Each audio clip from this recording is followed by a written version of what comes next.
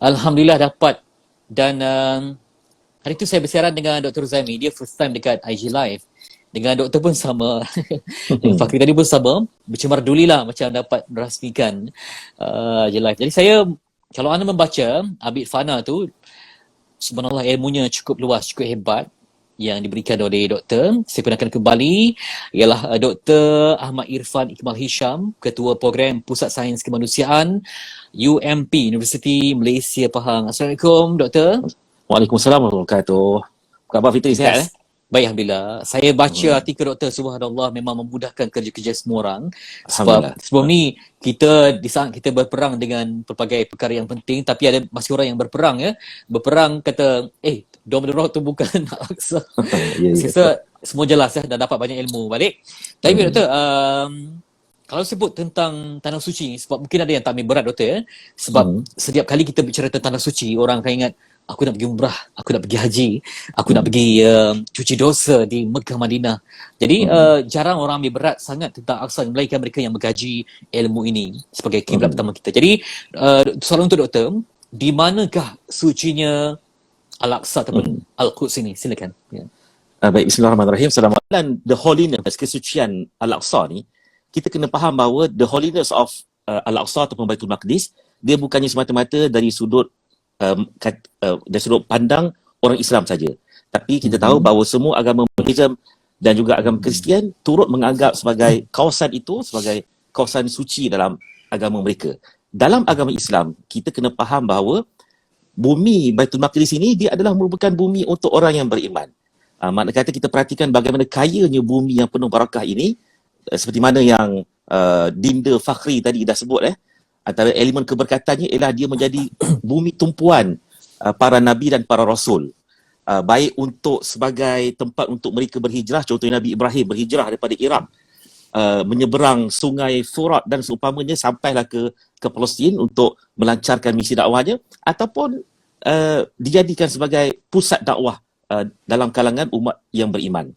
Jadi di situlah sebenarnya terletaknya akan kesucian Al-Aqsa. Yang menjadikan dia suci adalah Allah sendiri. Dengan sebab itu kalau kita perhatikan bagaimana dikaitkan Masjidil Haram di Mekah dengan Masjidil Aqsa, kalau dalam Al-Quran dipasangkan.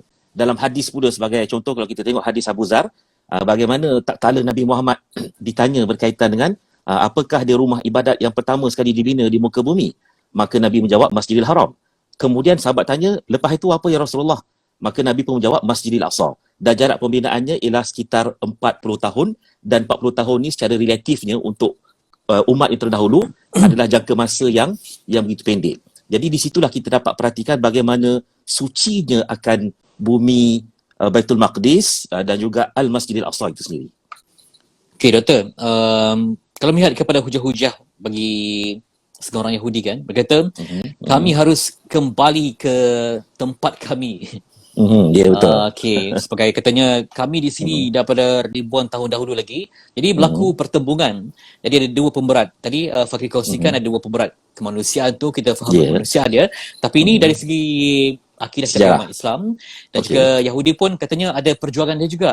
Jadi apa saja yang diperjuangkan mereka sampai sanggup melibatkan pembunuhan ya, tambah dipacu oleh Zionis yang agak kejam, undang-undang yang tidak logik berada di Palestin itu. Silakan Doktor. Baik. Kita kena faham bahawa ada satu istilah yang begitu dibomokkan oleh orang Yahudi. Satu istilah yang dikenali sebagai istilah diaspora. Diaspora ni ialah bagaimana manusia yang berbangsa Yahudi ni dalam lipatan sejarah, mereka ni berulang kali dalam sejarah telah pun dihalau keluar, disingkirkan oleh masyarakat dunia.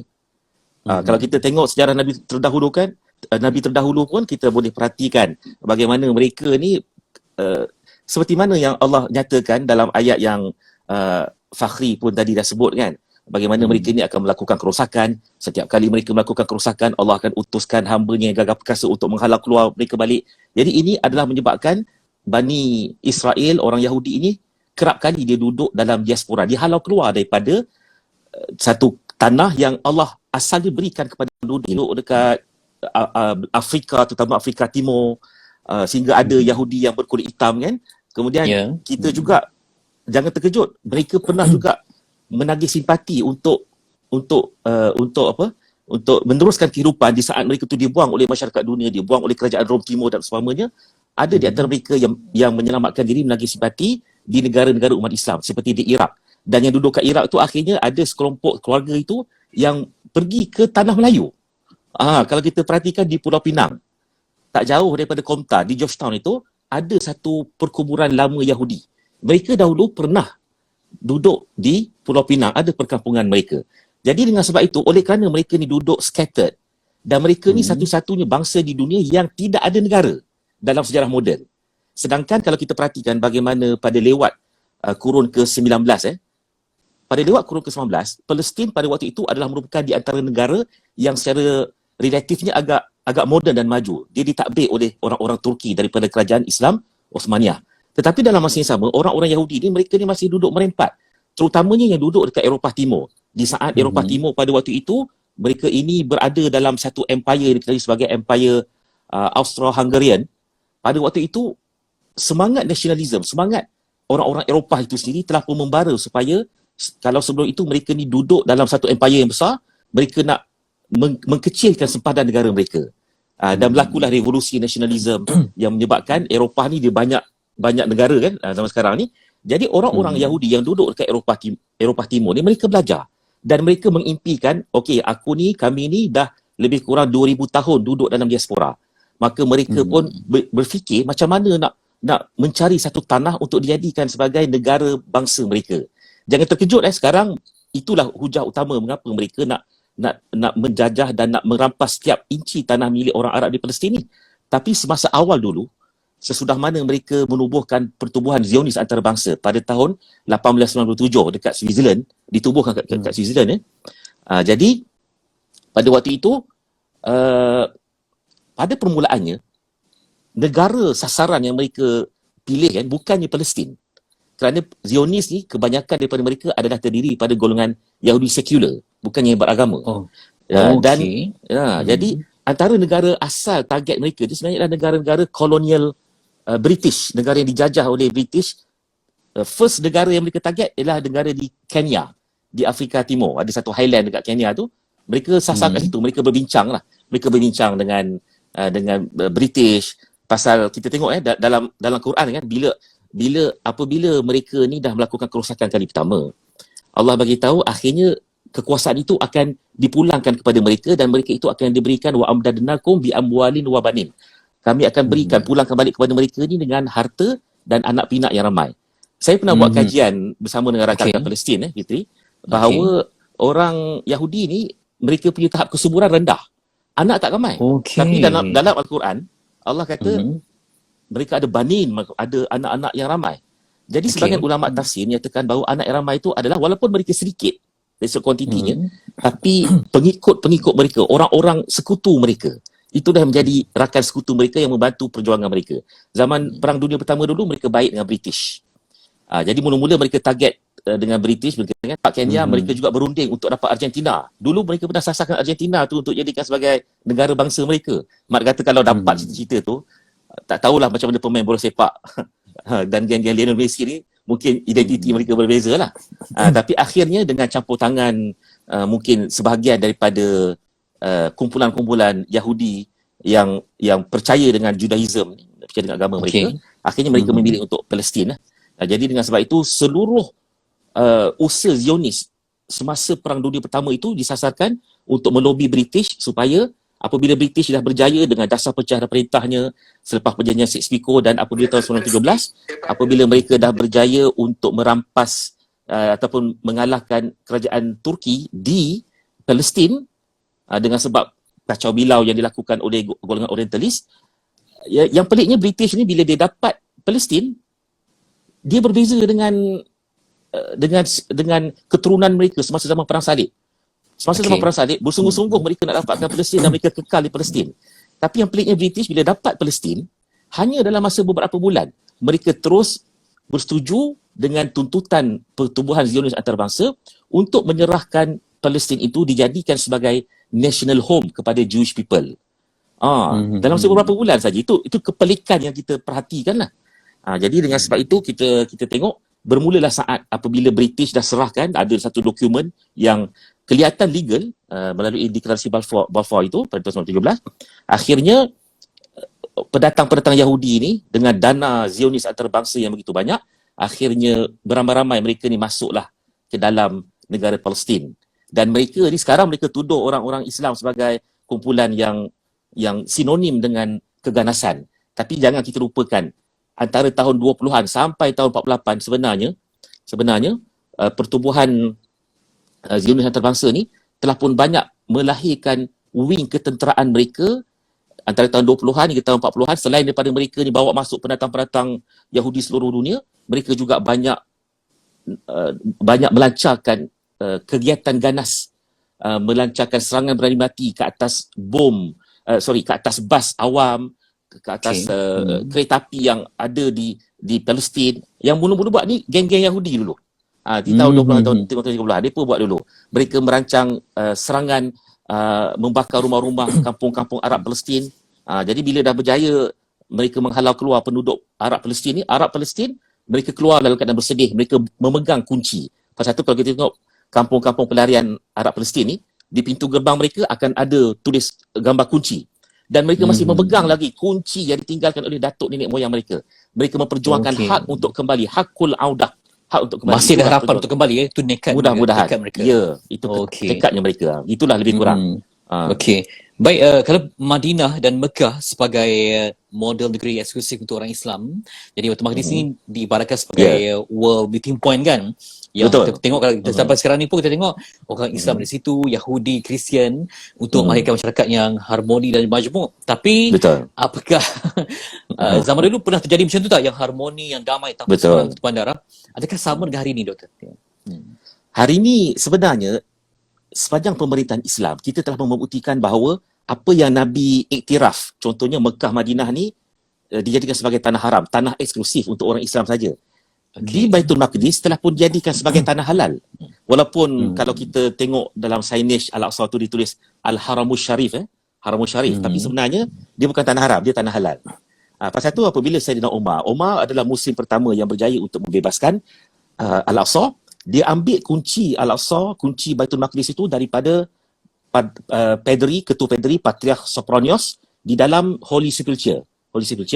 Dan pada waktu itulah Umar bin Al-Khattab sebagai pemimpin yang adil, dia telah pun memberikan satu jaminan keselamatan, satu garanti bahawa penduduk yang beragama Kristian daripada golongan kerajaan Rom ni, dan juga orang-orang Yahudi yang sebelum itu duduk dalam diaspora, duduk merempat, mereka diberikan hak untuk duduk bersama-sama. Jom kita duduk beramai-ramai, jadikan Palestin ini sebagai contoh negara moden yang boleh establish dalam keadaan masyarakat pelbagai bangsa dan pelbagai agama. Jadi dia berlaku semasa zaman kerajaan Islam Turki, kerajaan Uthmaniyah. Bagaimana pada lewat kurun ke-19 disebutkan bagaimana di sekolah mereka macam sekolah kebangsaan. Orang Kristian, orang Arab Muslim dan Yahudi belajar sekali. Ini bukan Yahudi pendatang, Yahudi yang asal duduk situ kan. Mereka belajar sekali. Kadang-kadang mereka boleh baca Quran beramai-ramai. Ini disebut dalam memoir seorang penyanyi Kristian yang terkenal di negara Palestin. Adalah pada lewat kurun ke-19 tu. Jadi memang model yang terbaik untuk masyarakat pelbagai bangsa Palestin itu di bawah pemerintahan Islam. Tapi bila saya membaca tentang artikel katanya kerja-kerja untuk menggali secara rahsia untuk membina Hakim Sulaiman itu, jadi betul ke Doktor dakwaan mereka ni ataupun hanya provokasi ke, ataupun apa agenda mereka sebenarnya? Okey, agenda mereka yang pertama sekali adalah mereka agenda Zionis ni adalah untuk mendapatkan tanah, national home. Itu mereka dah dapat. Selain daripada itu, golongan yang agak beragama, mereka juga, kita kena faham orang Yahudi ni seperti mana yang Allah sebut sifat mereka dalam Quran. Yahudi ni cara beragama mereka memang agak pelik. Mereka mentafsirkan syariat itu ikut kepala mereka sendiri. Pasal tu kita tengok yang golongan Haredim. Haredim ni Yahudi ultra ortodoks yang pakai topi kan, yang pakai jaket, dengan color yang berbeza. Baju mereka tu dia ikut dia punya grup dia, mazhab dia lah, ikut tok guru dia, dia ketua rabai dia.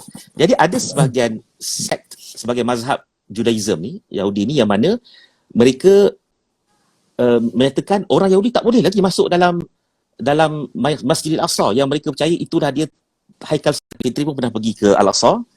Kalau dekat pintu masuk tu, terutama pintu masuk dekat Babul Magharibah di gate Morocco, tempat non-Muslim boleh masuk tu, dia dituliskan satu notis bahawa kalau ikut rabbinical ataupun nasihat daripada rabai-rabai Yahudi, orang Yahudi dilarang daripada masuk ke Temple of Mount, ke Masjidil Aqsa. Kerana belum boleh lagi. Mereka sepatutnya kena tunggu Mesiah mereka ataupun King of Jews, Raja Yahudi ni, King of Israel, dizahirkan dekat muka bumi ni, barulah mereka boleh masuk dan bina kembali Haikal Sulaiman mereka. Persoalannya, betul ke Haikal Sulaiman itu terletak di tapak Dome of the Rock itu? Ini satu persoalan yang menarik. Kita kena ingat bahawa sejarah kita, penceritaan kita sama dengan seperti mana dalam kitab mereka. Dalam kitab Taurat disebut bahawa Haikal Sulaiman ni nama asalnya sebenarnya adalah Bait Yahweh. Kita tahu Tuhan dalam bahasa Yahudi ni disebut sebagai Yahweh. Tapi oleh kerana orang Yahudi ni adalah orang yang selalu mengamalkan exclusivity. Mereka punya kelas kayangan mereka ni terlalu kompleks.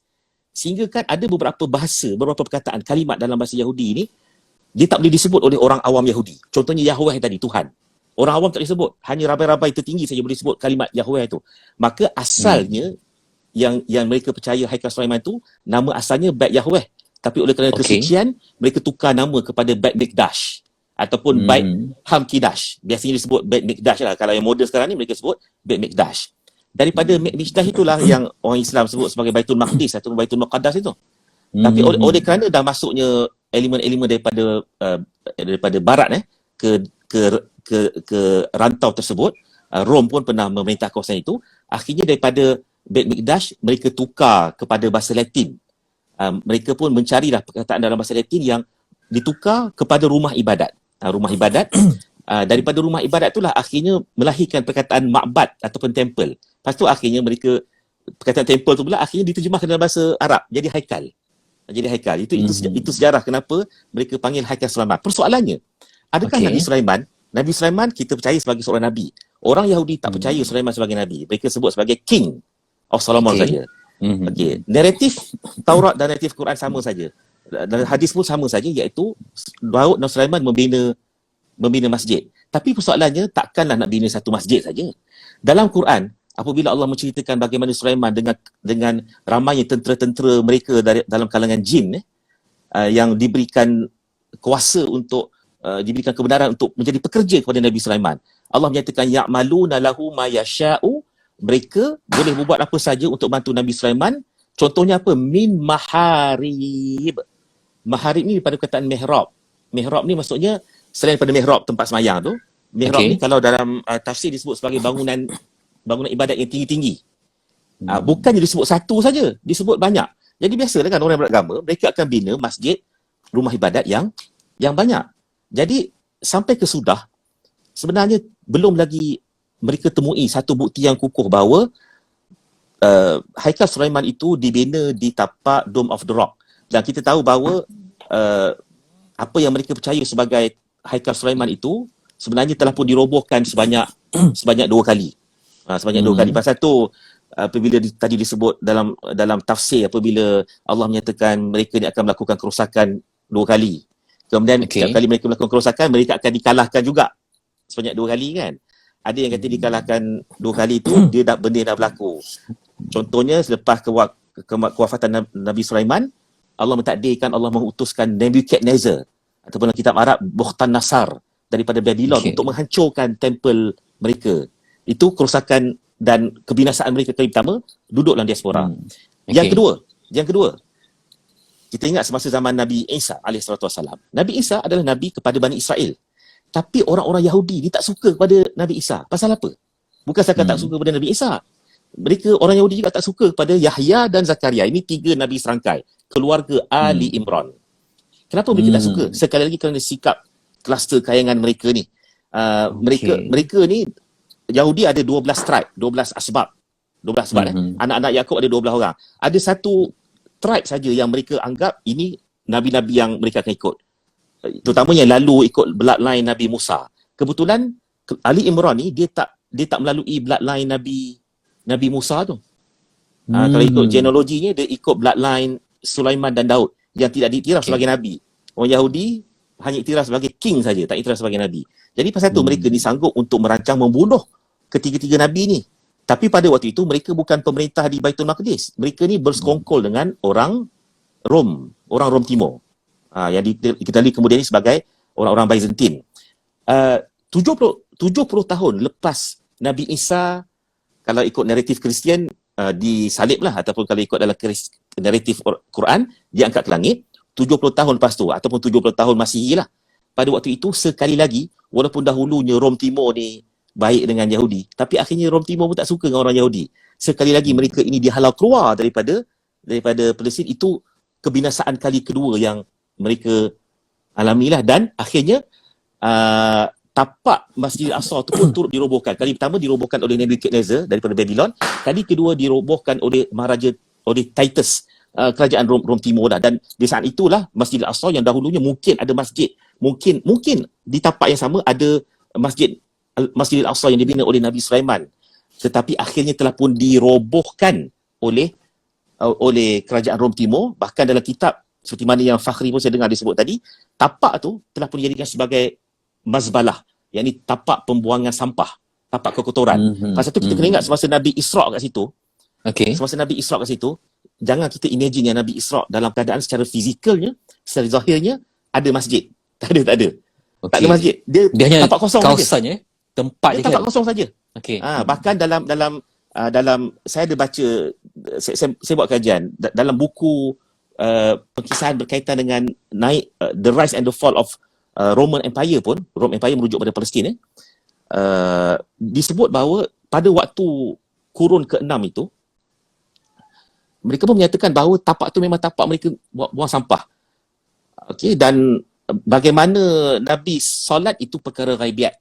Kalau takkanlah Sayyidina Umar, semasa Sayyidina Umar masuk dalam Al-Aqsa kan, takkanlah Umar dia membersihkan tapak Al-Aqsa, kemudian dicarikan pula kat mana ni. Dia tanya sahabat-sahabat, dia tanya seorang bekas Yahudi, bekas pendeta Yahudi, namanya siapa? Ka'ab bin Al-Ahbar. Dia tanya, okey, sekarang ni tapak kosong, kat mana kita nak buat masjid, nak bina masjid ni? Mula-mula Ka'ab Al-Ahbar, dia bagi cadangan kat mana? Mula-mula Ka'ab Al-Ahbar bagi cadangan, jom kita bina dekat kawasan yang paling tinggi, dekat pagar Al-Aqsa tu. Kawasan paling tinggi kat mana, Fitri? Dekat Dome of the Rock. Kita kena ingat Masjid Al-Aqsa ni dia sebenarnya topografinya dia berbukit. Yang tinggi itu Dome of the Rock sekarang. Kat situ ada batu yang dikatakan tergantung, tapi yang tak tergantung, dia ada gua bawah tu kan. Jadi Ka'ab bin Ahbar cadang buat situ. Pasal apa? Kalau ikut agama Yahudi, orang-orang Yahudi, mereka percaya bahawa itulah dia tapak yang paling suci, the holiest of the holy dalam agama mereka, yang tak boleh dimasuki melainkan rabai yang ranking tinggi saja. Omar pun marah lah. Omar marah kat dia. Engkau ni walaupun kau dah masuk Islam, kuat lagi pengaruh Yahudi kau ni. Maka Omar pun dia pun tanya orang, manakah arah kiblat? Kebetulan Allah mentakdirkan yang pagar sempadan Al-Aqsa ni memang cantik, dia betul-betul menghadap ke arah Kaabah. Kan tadi saya awal tadi sebut 40 tahun. Dia pimpinan 40 tahun kan. Siapa yang membinanya? Dia khilaf panjang, tapi saya ringkaskan, saya cenderung pada riwayat menyatakan Nabi Adam yang membina. Walaupun ada yang kata Nabi Ibrahim ataupun Nabi Sulaiman.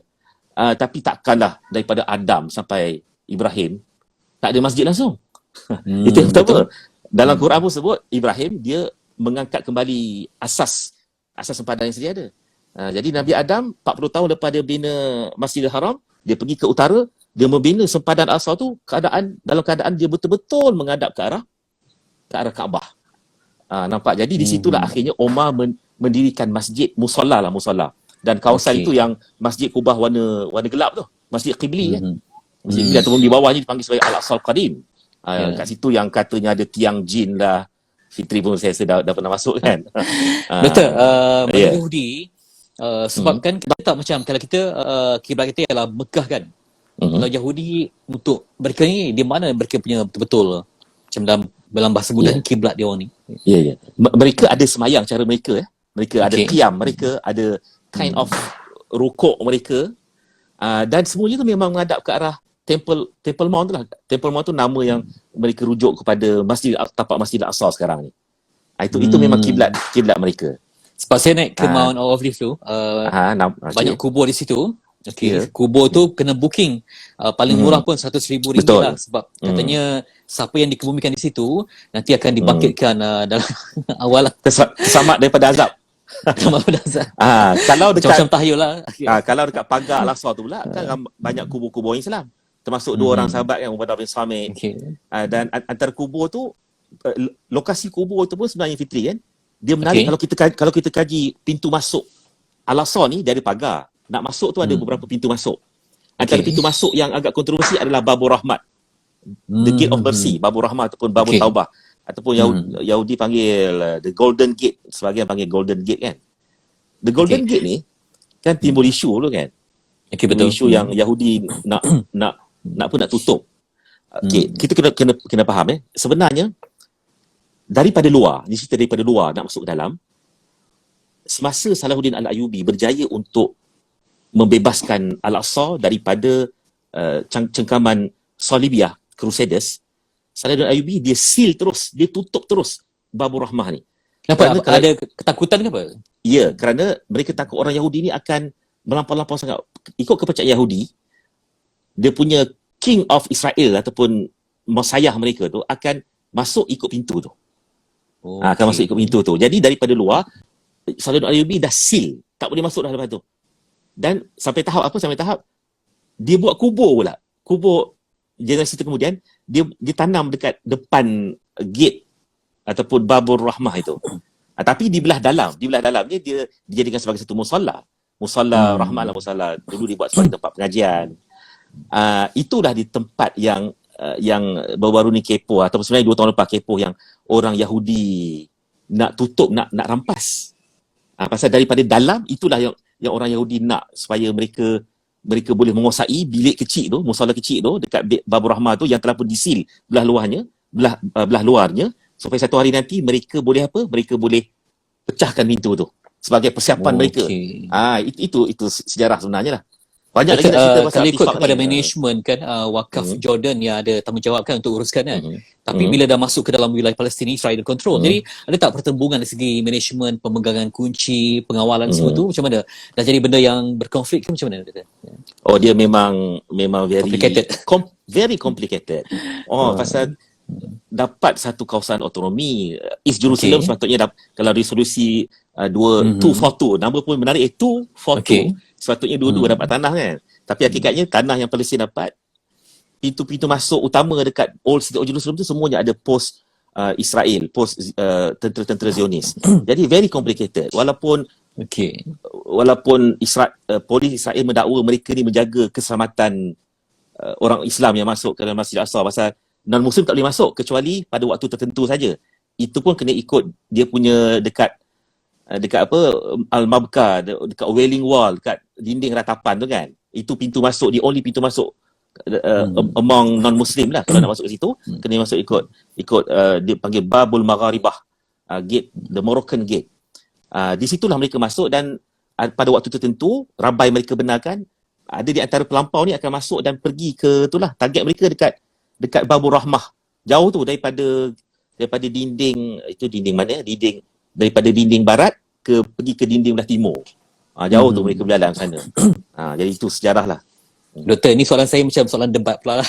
Seandainya ada two-state solutions ni dilaksanakan, apakah akan memberikan, akan beratnya kepada siapa, Doktor? Adakah terjamin security keselamatan Al-Aqsa ini? Sebab sekarang ni saya pun tak pasti status ketika kita dah Israel memindahkan banyak kedutaan ke Jerusalem kan, daripada Tel Aviv tu.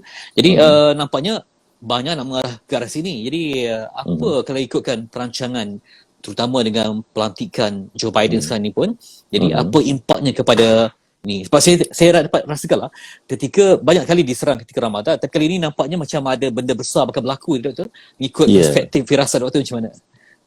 Allahualam, tapi kita saya tertarik dengan pandangan bersama Tuan Mahathir dan Tuan Guru Haji Abdul Hadi Awang yang disiarkan dekat baru-baru ni lah di televisyen.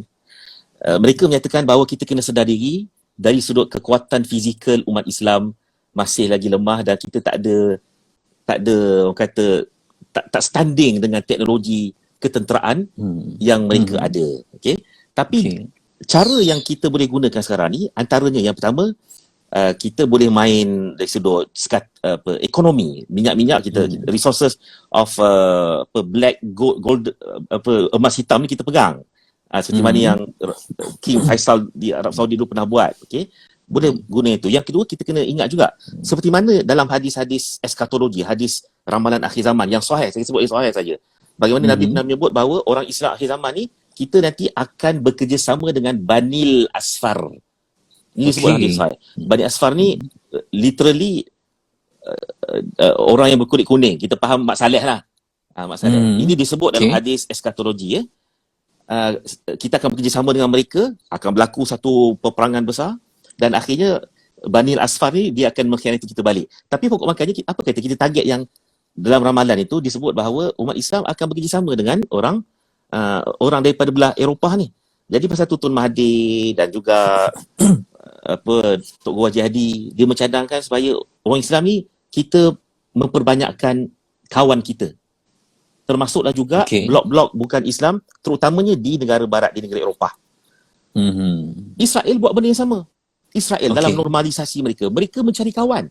Pasal tu mereka bersrategi berbaik-baik dengan UAE, berbaik-baik dengan Sudan dan beberapa negara Arab yang lain. Itu strategi mereka. Kita kena fikir, kadang-kadang kita kena ghostan ke belakang sekejap. Doktor, Israel bersrategi dalam normalisasi, tapi adakah UAE dan negara Arab juga pun ada strategi mereka juga? Masing-masing ada kepentingan. Masing-masing ada kepentingan geopolitik. Supaya dapat support daripada Amerika. Dia akhirnya akan kembali, mereka ni ada something yang mereka nak dapat. Satu yang mereka nak dapat, tapi syarat nak dapat support daripada Amerika, terpaksa berbaik dengan Israel. Jadi masing-masing ada kepentingan sekarang ni. Ada kaitan antara Sunni Syiah juga, Doktor? Ada sikit sebanyak. Ya. Ada sikit banyak. Macam di Bahrain, dia adalah. Kadang-kadang isu tu agak sensitif untuk dinyatakan. Tapi pokok pangkalnya, kita kena memikirkan strategi bagaimana kita nak, betul, Al-Aqsa, Palestin adalah akidah. Tetapi kita tak boleh nak sorang-sorang. Kita tak boleh nak bersendirian. Kita kena bekerjasama dengan non-Muslim. Isu kemanusiaan kita kena mainkan dengan sebaiknya. Siapa yang Doktor lihat? Apa yang Doktor lihat sekarang? Turki macam menjadi center yang bagus. Siapa yang boleh kita tarik untuk kebersamaan dalam satu blok yang melibatkan Muslim dan non-Muslim ini, Doktor? Contoh kalau di negara barat, negara yang betul-betul obvious tak bersetuju secara kerajaannya dengan Israel adalah negara Ireland. Ireland memang tak setuju. Kemudian kebanyakan ahli politik di UK pun, UK ni, kalaulah kita nak pinpoint apakah ada satu penyebab utama kenapa berlakunya krisis sekarang ni, ahli sejarah akan katakan British lah dulu. British dengan perjanjian Balfour, deklarasi Balfour mereka tu. Tapi sekarang ahli politik mereka sekarang, kebanyakan mereka tak bersetuju dengan apa yang berlaku, tindakan yang tidak proporsional antara Israel dan Palestin, dan mereka banyak bersimpati dengan Palestin. Pasal tu di bandar-bandar besar di Eropah, kita tengok masyarakat awamnya, bukan setakat orang Islam, tapi orang tempatan, Banil Asfar tu lah, mereka melahirkan simpati mereka dengan umat Islam di Palestin dari sudut, walaupun dari sudut nilai kemanusiaan, bukan akidah mereka, tapi ini peluang kita. Ini peluang kita, dan kita kena mainkan benda ni secara lebih berstrategik. Jangan pula bila mereka dah simpati dengan kita, jangan pula kita melahirkan anak-anak muda yang akhirnya buat onar di negara barat, buat serangan yang tak ada strategik, tak ada kepentingan. Ini di antara perkara jangka masa panjang. Itu dia merujuk pada sempadan tahun 67. Hebat Israel ni, tahun 67 mereka berperang 6 hari lawan 4 negara. Time tu bukannya macam sekarang ni, semua main kereta kebal dan mereka tak ada tentera yang ramai pun, tapi boleh mengalahkan semua negara Arab di sekeliling itu. 6 hari mereka menang. Lepas 67 tu adalah berlaku beberapa rundingan, dan akhirnya itu yang dibahagikan Palestin itu sebagai tebing barat, West Bank, sempadan Jordan, dan juga genting Gaza. Jadi kita nak target sesakit kat situ dulu. Apa yang kalau konteks garap, siapa yang boleh diharap jadi peneraju? Adakah Mesir sebab dia yang paling hampir, yang ada kaitan dengan Rafah dan juga Gaza tu kan? Sebab kita perlukan satu, sebab kalau kita tanya mana-mana diskusi ilmiah, kalau sebut tentang OIC semua orang akan lemau macam OIC, itu je lah jawapannya. Macam nyanyi orang ikan kan. Kalau boleh, siapa yang menjadi penggeraknya tu? Sebab kita tak mahu nampak macam Palestin bersendirian, tapi nak jadi satu kuasa yang betul-betul lantang untuk menyelamatkan Al-Aqsa dan Palestin umumnya. yang menjadi broker kepada gencatan senjata adalah Mesir. Jadi Okey. Sisi memang dapat kredit kat situ. Tapi saya rindulah, saya selalu mengandaikan kalaulah almarhum Morsi. Muhammad Morsi masih hidup. Saya selalu terfikir tu, apakah yang Ya. beliau yang akan lakukan. Jadi kita kena ambil kira semua negara-negara yang berjiran dengan Israel, Mesir, Arab Saudi, Jordan, semuanya ada peranan yang tersendiri.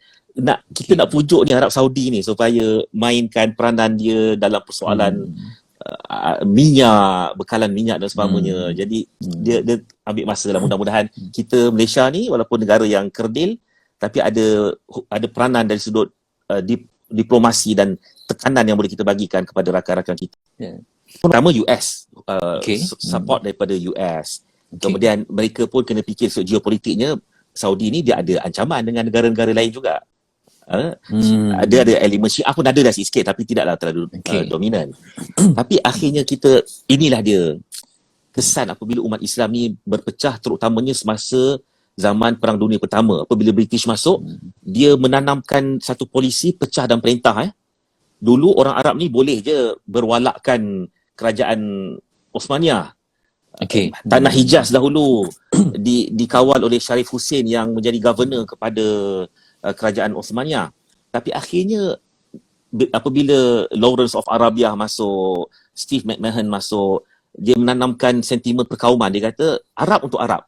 Dijanjikan kepada Sharif Hussein ni, kalau kau berjaya menghalau buat revolusi ke atas orang Turki, kau akan jadi khalifah kepada umat Islam. Tapi benda tu hanya janji palsu saja.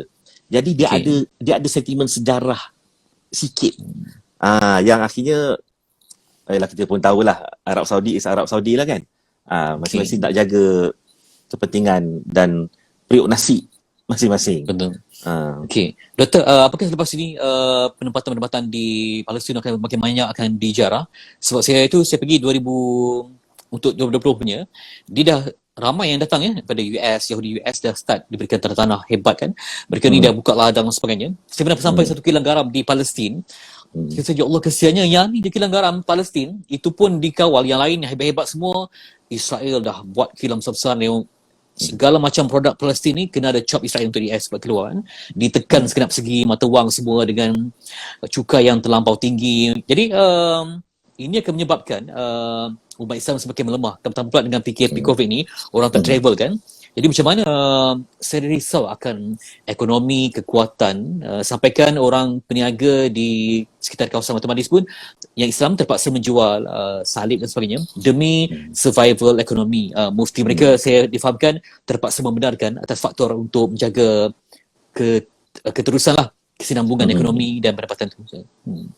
Okey, ada dua isu kat sini. Saya tengok tadi soalan pasal penempatan haram. Yahudi memang senantiasa daripada tahun 48 sampai ke sudah. Mereka ni pantang nampak tanah tinggi sikit. Mereka target tanah tinggi Pasal apa? Bila tanah tinggi ni, mereka akan buat apartmen yang cantik, ada sekolah, ada fasiliti, ada klinik. Kemudian terus mereka pagar kat lembah bawah tu dengan pagar tentera mereka. Dan nombor plate orang Arab, nombor plate orang Yahudi pun berbeza. Satu kali kuning, satu kali putih kan seingat saya. Orang Arab tak boleh masuk dekat pos katan dekat penempatan mereka. Jadi tanah tu kadang-kadang tak settle lagi dia punya pemilikannya. Tapi oleh kerana fasiliti tu dah ada, rumah dah ada, penduduk dah ada, sekolah dah ada, memang mencabar dari sudut undang-undang antarabangsa untuk Israel patuh kepada resolusi 242 Majlis Keselamatan PBB, memang satu benda yang agak mencabar. Dan dalam masa yang sama kita simpati orang Arab ni, kita terutama yang pergi ke Palestin lah, okay? Jangan kita pergi tu di saat aman damai kan, aman damai.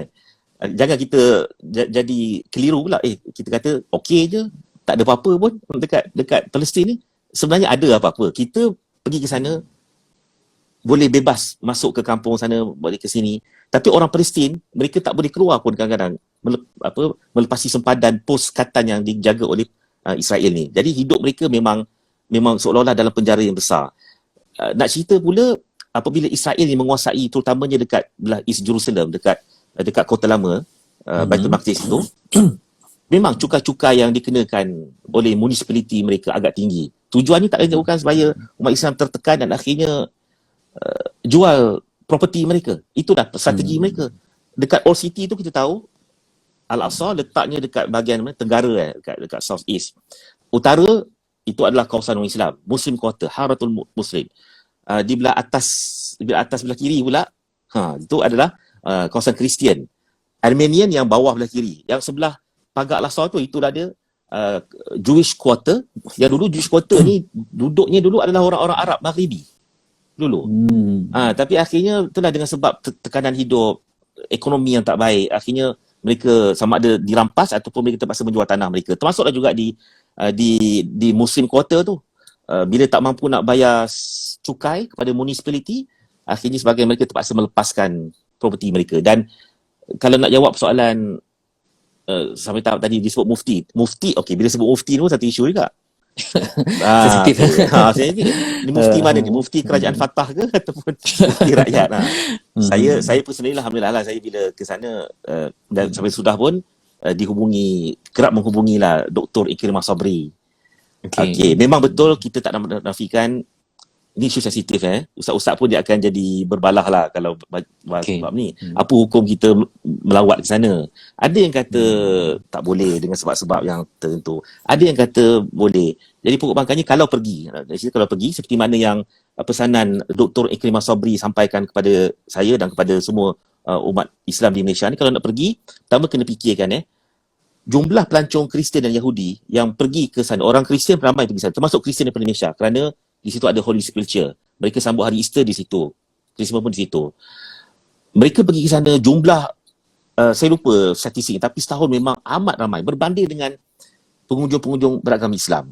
Okey, jadi kadang-kadang nampak kesepian, nampak sunyi peniaga-peniaga Arab di situ tanpa sokongan daripada kita. Sedangkan pelancong-pelancong non-Muslim, apabila mereka masuk di Ben Gurion Airport dekat Haifa, dekat Tel Aviv tu, mereka terus dimomokkan bahawa kalau nak duduk, kalau nak menginaplah di hotel non-Muslim.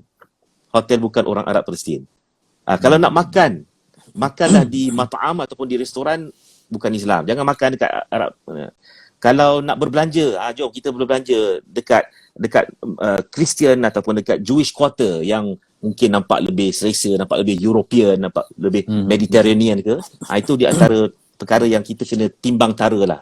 Tapi saya menghormati khilaf dan pendapat ijtihad siasi masing-masing yang kata tak boleh. Kita sedangkan saya ada terbaca doktor, katanya ada ulama yang mengatakan bahawa kalau orang Palestin jual tanah kepada Israel, nanti kalau ke bumi tu macam ni sikit kan. Ya. Tu apa yang saya dengar juga lah. Betul. Hukumnya menjual tanah kepada Israel kan. Kalau kita saya cadang sementara kita bersemangat dengan isu Palestin ni, antara kitab yang boleh kita baca adalah Fadlu Baitul Maqdis. Yang mana dalam tu dia disusun bab-babnya, antaranya bab kalau kita melakukan kejahatan dekat Baitul Maqdis, walaupun hadis yang dhaif, bahkan dhaif jiddan, tapi dia sebut siapa yang buat jahat dekat Palestin, dia kejahatannya akan berlipat kali ganda. Sama juga dengan kita mengkhianati tanah milik umat Islam di situ kan. Betul yang perlu kita fikirkan bersama. Okey doktor, jadi perjuangan Palestin pun ada dia punya jihad kan maksudnya. Untuk betul. Kita dan target dia tengok ni sampai ke nak ke bumi pun mesti betul-betul nampak dia punya kode-kode macam kiblat lah kan. Jadi benda ni akan akan tegang. Sentiasa akan ada pihak yang akan berjuang. Takkan habislah kiranya doktor ni sepanjang zaman kiranya. Betul. Sebab ini tanah suci umat Islam, walaupun bukan untuk kita berjuang dalam aspek akidah. Mereka pun ada perjuangan. Saya pergi ke tempat pengajian mereka di Senegal tu, ditarbiah. Jadi semua orang akan terus berjuang untuk itu sampai bila-bila. Betul, saya setuju. Pasal tu Nabi Muhammad dalam hadis akhir zaman kan, Nabi Muhammad selalu sebut la tazaluna. La tazalun ni maksudnya senantiasa akan ada. Dalam kalangan umatnya, mereka-mereka yang akan jadi murabitun. Bila sahabat tanya siapakah golongan murabitun ini, Nabi biasa dan dalam banyak riwayat disebut mereka-mereka yang duduk dekat Baitul Maqdis wa fi aknafiha, dan juga yang berada di persekitaran, di sekeliling Baitul Maqdis. Memang senantiasa ada. Kita mungkin Israel seronok berjaya membunuh seorang mujahid, tapi daripada gugurnya seorang syahid itu akan melahirkan puluhan kalau tidak ratusan ataupun ribuan mujahid generasi baru yang lain. Okey. Baik, doktor, pengalaman doktor ke sana, adakah keperluan kita untuk membantu anak-anak yang yatim, anak-anak ni, sebab kita ingat biarlah dia orang mati, nanti dia orang ni ahli syurga. Tapi sebagai hak mereka sebagai ahli dunia ni, macam mana kita bantu mendapat keperluan yang lengkap dari segi pendidikan dan sebagainya? Macam mana doktor rasakan? Ya betul, kita tak dapat nafikan bahawa kalau kita pergi ke sana kan, kebanyakannya kita akan pergi ke tempat yang nampak macam aman damai, moden. Tapi apa kata saya sekala, kalaulah ada rezeki pergi sana, pergi ke kampung-kampung, kampung-kampung orang Arab, kita akan tengok betapa daifnya kehidupan mereka. Ramai anak-anak yatim piatu. Saya sekala janganlah pergi ke kampung bandar utama saja, pergilah pula ke kemah pelarian. Dekat kemah pelarian tu kita akan rasa simpati lah. Jadi bila kita pergi ke sana, kita teruskan bagi sumbangan, kita fokuskan kepada unsur-unsur yang penting dalam mereka meneruskan kehidupan dan dalam nak generate generasi baru yang lebih terkehadapan, ya, dari sudut pendidikannya, dari sudut kesihatannya, kualiti kehidupannya, semuanya tu kita kena support. Okey, baik. Jadi doktor melihat macam mana dengan serangan yang terbaru ni, gencatan senjata ni, apakah ini hanya helah mengkaji kepada Quran, ada tipu daya licik itu memang salah satu yang sinonim dengan Yahudi, sampai ada yang melabelkan kita sebagai anti-Semitic dan sebagainya. Jadi bagaimana kita, doktor melihat inilah satu masa yang penting juga untuk berjaga-jaga daripada kelicikan yang ada pada pihak Zionis ni? Yang pertamanya, saya rasa ada hikmah yang besar kenapa tahun 1442 Hijri ataupun tahun 2021 ini krisis atau minta maaf, ketegangan ini berlaku. Kerana kalau kita sedar ataupun tak sedar, sebenarnya dah berpuluh tahun dah isu ni dia tak bangkit balik. Nampak tak? Berpuluh tahun sengketa ni dia, kalau ada pun dia suang-suang kuku saja. Tapi kali ini memang jadi betul-betul panas.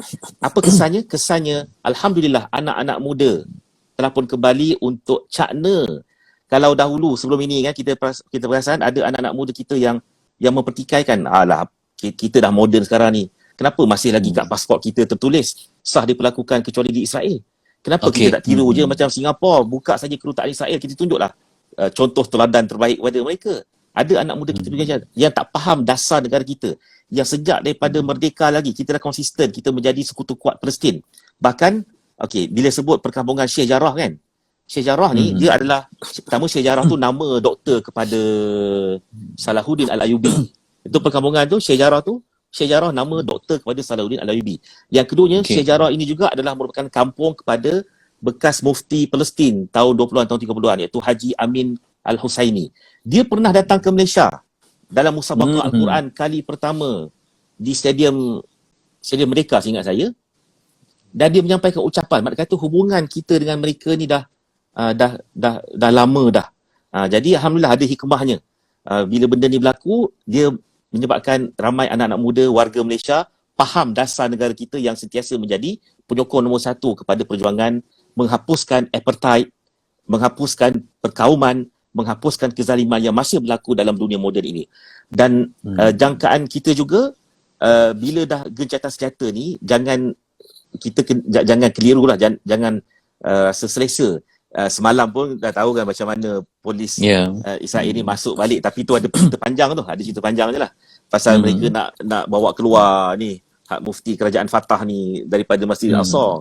Tapi pokok pangkalnya dengan bangsa Zionis, kita fokus kepada Zionis. Dengan bangsa Zionis ini, bukan semua Yahudi kita bermusuh, tidak. Kita tidak bermusuh dengan bangsa.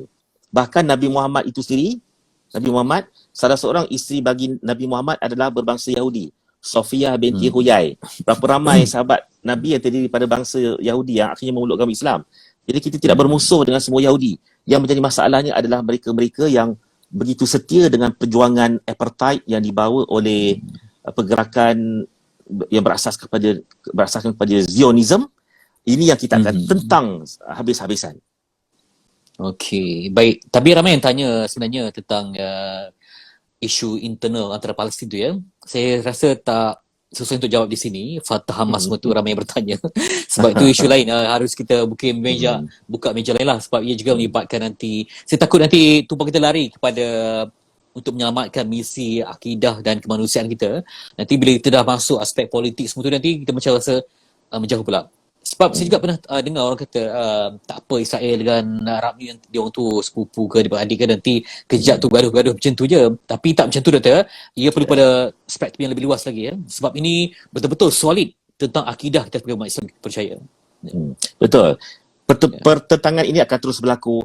Bukannya semata-mata bagi kita umat Islam, isu akidah Al-Aqsa adalah akidah kita. Tapi kita bayangkan sebagai manusia, kita sendiri, kalaulah tanah kita, rumah kita, kampung halaman kita, tiba-tiba ada bangsa lain mengambil tanah kita secara paksa, maka apakah perasaan kita? Itulah dia yang dialami oleh orang-orang Arab Palestin. Bila sebut Arab Palestin, jangan ingat Arab Muslim saja. Yang turut menjadi mangsa adalah termasuk Arab Kristian. Bagaimana pada awal bulan Mei sebagai contohnya, orang-orang Kristian yang nak masuk dalam gereja pun turut dihalang oleh tentera Zionis dengan sebab-sebab provokasi yang tertentu lah. Jadi kita kena ingat bahawa perjuangan ini jangan sama sekali kita kendorkan. Mungkin lepas ini dia akan jadi sejuk sikit. Jangan terleka, teruskan awareness kita, teruskan cakna kita dalam mengembalikan hak supaya rakyat Palestin, terutamanya keluarga-keluarga pelarian ini dapat masuk semula ke dalam Palestin dan balik semula ke kampung halaman mereka. Okey, itu dia. Nampaknya hampir sejam kita, tapi ramai yang request sesi 2-3. Sebab doktor, saya rasa untuk capai pemahaman macam doktor ni, saya rasa setahun pun tak cukup saja. Sebab ia memerlukan kajian. Yang paling penting doktor, memerlukan jiwa. Kalau kita tak ada jiwa, tak boleh cakap bersama diri ya.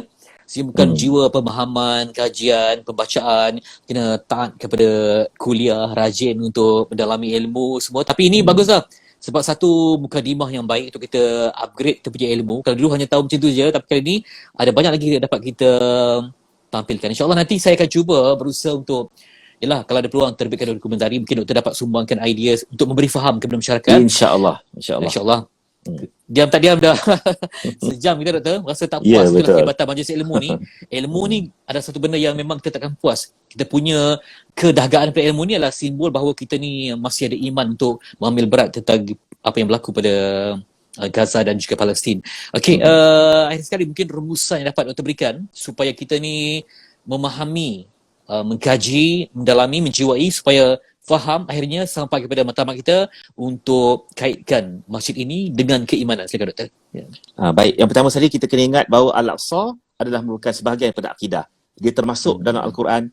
Nabi pun banyak kali sebut, walaupun Nabi tak ada kepentingan pun nak pergi singgah transit ke Al-Aqsa, boleh je Nabi terus naik dalam Mi'raj itu daripada Mekah, tapi dihubungkan di situ. Kalau kita perhatikan juga bagaimana dalam surah Isra ni dia disekalikan dengan Al-Kahfi, Maryam, letaknya di tengah-tengah Quran, menggambarkan centrality ataupun betapa centralnya akan isu ini. Apatah lagi kita, ni pasal kat Malaysia ni kadang-kadang kita ni ada sentimen bangsa Melayu sebagai contohnya. Okey, Fitri baru ni pergi pekan kan, ada buat dokumentari Jejak Rasul, ada pergi ke muzium kesenian Islam tu kan, yang dulu di Masjid Sultanullah. Kalau perasan dalam masjid tu, dekat setiap tiangnya ada corak bintang, dan bintangnya bintang 6. Mula-mula bila saya pergi tu, ini masjid yang ditaja oleh Zionis. Ini masjid pertama dekat Pekan Pahang. Rupa-rupanya bila kita buat kajian, bintang 6 ni sebenarnya itulah simbol atau syiar Islam di bumi Syam pada waktu itu. Kalau kita pergi ke Al-Aqsa dekat Masjid Qibli pun, tengok dekat main pintu utama, tengok belah atas, dia punya corak-coraknya banyak bintang 6. Jadi saya nak ceritanya apa, bahawa masjid pertama di Pekan, corak syiarnya pun ada similarity, persamaan dengan architecture dan design di Palestin, di bumi Syam.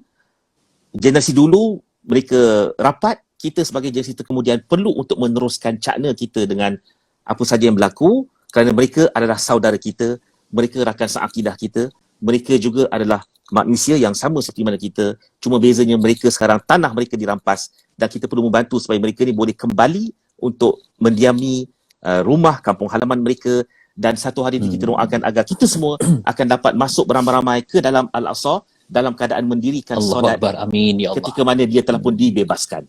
Allahuakbar. Itu dia. Jadi kepada adik-adik yang menonton, sahabat-sahabat yang menonton, dapat pergi Ramadan, ya Allah, betapa nikmatnya, terutama pada malam 27, sebab mereka ni susah betul nak dapat masuk, sebab mereka ni dikawal Israel kan. Jadi